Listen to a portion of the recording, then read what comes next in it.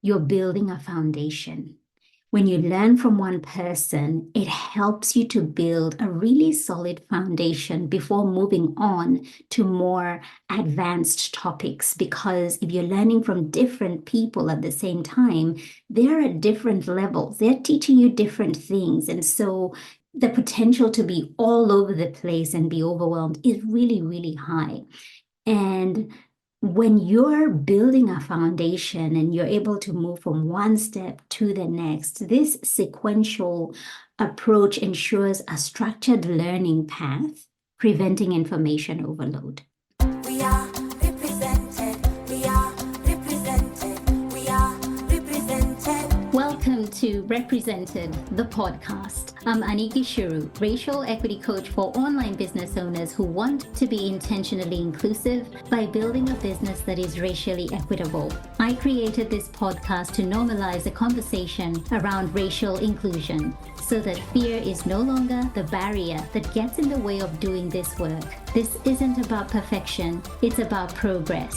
Whether you're taking your first steps or you're well-versed in the journey towards racial equity, this space is for you. So welcome home, friend. Let's get started. From coast to coast, around the globe, we are represented. Where are you from? Really? No, originally, where are you from? Can I touch your hair? Your English sounds so good. Nah, I don't see color. Those statements I've shared are just some of the daily microaggressions that people of color face on a regular basis when they occupy white spaces. Microaggressions are subtle yet negative racial messages that leave the person on the receiving end feeling hurt, humiliated, and even disrespected. You may have used these kinds of statements to start a conversation or even break ice with a person of color, but didn't realize the harm you were causing. That's why I've created a free microaggressions guide with 5 of the commonly made microaggressions in online coaching spaces that you need to know about and what you can do or say instead. Head over to anikishuru.com/micro to download your free guide. That's anikishuru, GICHURU.com/micro, MICRO. Hey, welcome back to another episode of Represented Podcast with Aniki Shuru.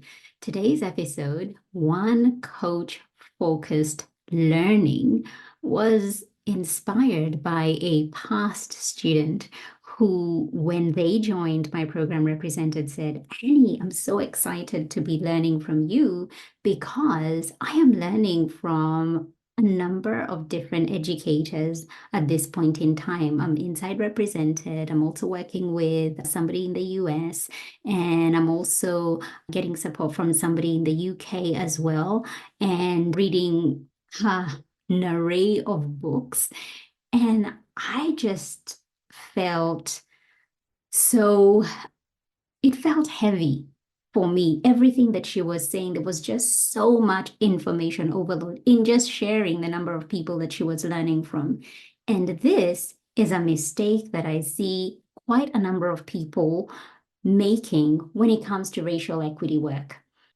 There's the belief that the more people you're learning from, the more resources that you have access to, the more you are doing, the better you are, the more committed you are, the more action you're taking. But in actual fact, it can work in the reverse, in that it gets too confusing, it gets too overwhelming. And when that happens, it takes away the action that you need to take in order to make progress. And we know that we need progress in order to grow. And if we're not growing, then change doesn't happen. And in order for us to move the needle when it comes to this work of racial equity, then we've really got to be able to take action so that that change can come through. And so today, this episode is one that will require you to take some notes. So if you love to journal, if you love to sit down with pen and paper, this is the episode for you. If you're a little bit like me who loves to use the app on your phone, this episode will serve you well to take notes. So if you're walking or driving, highly recommend that you come back and jot this down because they are going to assist you, especially as somebody who is a learner, somebody who is keen to do better. Taking notes on this subject and understanding what are the benefits of learning from one educator and what is the cost of learning from multiple educators at the same time. And so I want to share with you 6 benefits of learning from one educator, one coach at a time. And benefit number 1 is consistency and coherence. Now, what do I mean by this? Learning from a single source provides a consistent and coherent learning experience. Different educators may have diverse teaching styles, making it easier to grasp concepts when they are presented in a unified manner. And so when you're learning from one person, you get to understand their style. You get to even predict how they're going to teach something, and your brain, how your brain works, begins to align with how this person's teaching style is coming across. And so you begin to develop consistency, and what you're learning has a lot of coherence behind it. Benefit number 2, you're able to dive deeper into the expertise. So having a singular focus allows for a deeper exploration of the subject matter because you're able to immerse yourself in that one person's expertise, and you can gain more profound understanding of the topic because there isn't conflicting information. Benefit number 3, you're building a foundation. When you learn from one person, it helps you to build a really solid foundation before moving on to more advanced topics. Because if you're learning from different people at the same time, they're at different levels. They're teaching you different things. And so the potential to be all over the place and be overwhelmed is really, really high. And when you're building a foundation and you're able to move from one step to the next, this sequential approach ensures a structured learning path, preventing information overload. Benefit number 4, reduced cognitive load. Juggling information from multiple educators can be mentally taxing. I know that for a fact for me. In fact, I love the idea of bite-sized. I love to learn things slowly and bite-sized, something that I can take and kind of chew on and think on for a little while. Even when I do my research and my reading, I take my time. It takes me a while to go through a book because I'm one of those who highlights, thinks about something, checks the reference, goes to those topics that are I'm questioning or trying to get a deeper understanding, and stay within that one topic and try and dissect and get a deeper understanding of that matter. I don't gloss over things. I like to know the reason behind that particular thing. And so when you're learning from one person, it reduces our cognitive load. Benefit number 5, establishing a mentorship relationship. And this has been one of the gifts that I have received, being an educator and having students who have referred to me as their mentor. Learning from a single educator facilitates the development of a mentorship relationship.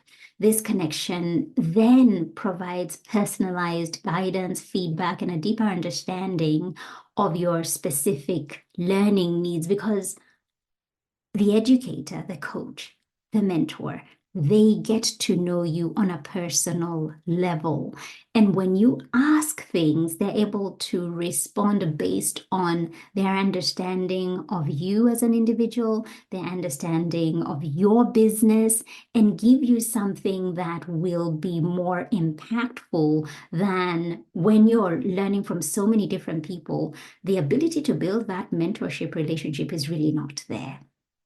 Finally, number 6, the benefit is time efficiency. Concentrating on one source can be more time efficient because it allows you to allocate your learning time effectively without the need to switch between different teaching styles and materials. And this is why it's so important as you're learning from somebody to ensure that their styles of teaching, that there's something there that you gravitate to. In my way of teaching, I try and offer a diverse learning of resources in terms of it's not just that they're going to read articles, but my students will also watch important videos. They will also listen to impactful conversations.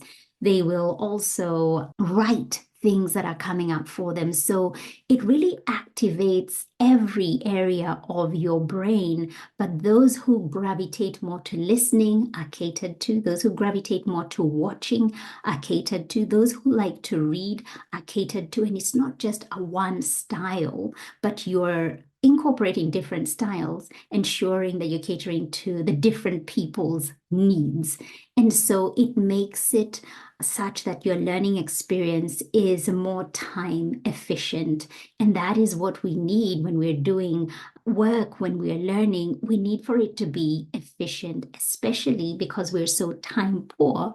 And when we dedicate some time to do something, we really want that to be efficient. I'm going to take a quick break. And when I come back, I'm going to share with you the costs of learning from multiple educators at the same time. I was a yes when I signed up to the wait list, right? Like I was like, well, I know I'm doing the next round. When does it start? I'll just join the wait list and I'll be, I'll be on, because I knew that I wanted to invest in this, and I knew that I wanted to invest in this with you and learn from you. And it has been such an incredible experience to learn, but also be in your space and have these conversations. I think, the thing that I am most grateful for is the conversations in these calls, because I've never had conversations like this. I've never been in a space where these conversations, I've had conversations in a past life when I worked in the community sector, but it was never as personal, if that makes sense. It was always about, being in the community sector. It's like, okay, how is this work impacting, the community, as opposed to how am I showing up with my lens and my experience, and how does that impact the way that I show up in the world and the way that I do this work. And it's just been so transformational being able to have a space to dive into that. Okay, welcome back. Now, cost of learning from multiple educators at the same time.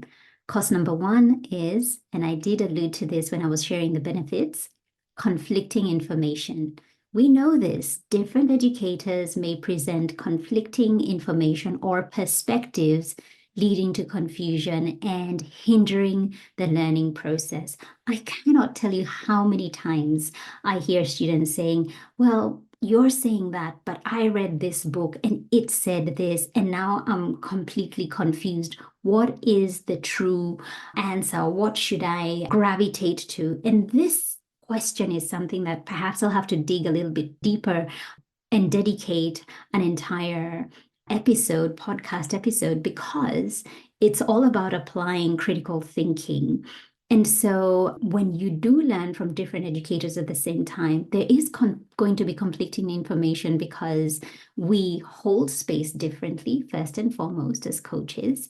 Our skills, our lived experience, how we share the expertise that we have and perhaps how we are hoping the students will take on that information and how they can go out there and take action will be different. And it's influenced by a whole array of different things. And so it just makes things very conflicting.